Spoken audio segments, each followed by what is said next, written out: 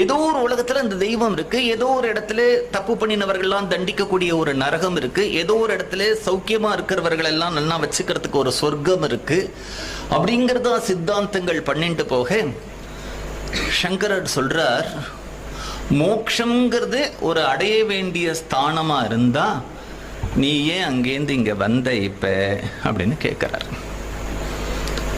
நீ இப்ப வந்துட்ட இல்லையா, ஒரு கால் நீ திரும்பி போனா அங்கிருந்து நீ எப்படி திரும்பி வரமாட்டேங்கிறதுக்கு என்ன உத்தரவாதம் அப்படின்னு கேட்கிறார்.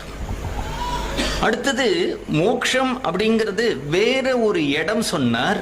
வேற ஒரு காலத்துல இருந்தா, நான் ஒரு காலத்துல மோட்சத்துல இருந்தேன், இப்ப மோட்சத்துல இல்ல, நாளைக்கு மோட்சம் போயிடுவேன், நான் திரும்பி நீ மோட்சத்திலேருந்து இல்லாத ஒரு காலம் சம்பவிக்குமே. தேசம், காலம், வியக்தி இந்த மூணுத்தினாலையும் மோட்சம் மாறுபட்டதா இருக்கக்கூடியதா இருந்தா அது நிரந்தரமானதா